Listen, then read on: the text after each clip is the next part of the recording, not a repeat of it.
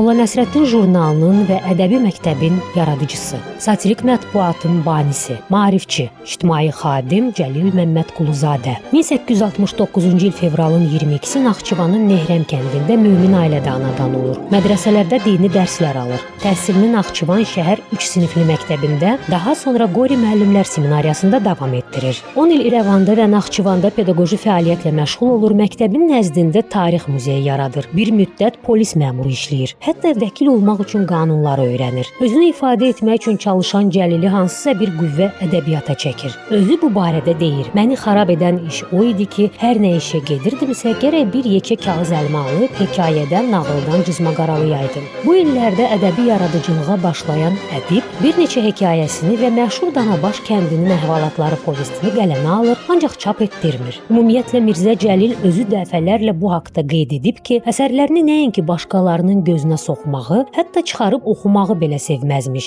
İlk mətbu əsəri Poçt qutusu hekayəsinin çap olunmasının səbəbkarı isə qaynı olur. Bəlkə də o bu hekayəni Şərqi Rus qəzetinə Məhəmməd Ağa Şahtaxlıya verməsəydi, ədibin həyatı tamam başqa məcrada davam edəcəkdi. Cəlil Məmmədquluzadə 1903-cü ildə həyat yoldaşını müalicə etdirmək məqsədi ilə Tiflisə gedir. Yeməkxanada təsadüfən Məhəmməd Ağa Şahtaxlı ilə rastlaşır. Şahtaxlı soruşur: "Yazıdan pozudan nəyin var qəzetdə çap edək?" Cəlilin qaynı poçt qutusunu çıxarıb Məhəmməd Ağaya verir. Məhəmməd Ağa Şahtaxlı hekayəni oxuyub qəhqəhə ilə gülür. Elə həmin dəqiqə Mirzə Cəlilə Tiflisdə qalıb Şərqi Rus qəzetində işləməyi təklif edir. Beləcə Cəlil Məmmədquluzadə mətbuat aləminə gəlir. Şərqi Rus qəzeti bağlandıqdan sonra Ömər Faiq Nemanzadə ilə birlikdə Qeyrət mətbəəsini açır. 1906-cı il aprelin 7-si həmin mətbəədə Molla Nəsrəddin jurnalının ilk nömrəsi çap olunur. Jurnalın səhifələrində xalqın maariflənməsinə, elm və təhsilin vacibliyinə, dini fanatizmin fəsadlarına, qadın azadlığına və digər mühüm məsələlərə satirik dillə geniş yer verilir. Cəlil Məmmədquluzadə jurnalın dilinin sadə və başa düşülən olmasına, bununla da toxunulan mövzuların geniş xalq kütlələri tərəfindən daha yaxşı qavranılmasına çalışır. Jurnalda yer alan karikaturaların ideyalarını belə rəssamlara Cəlil Məmmədquluzadə və Ömər Faiq Nemanzadə diktə edir.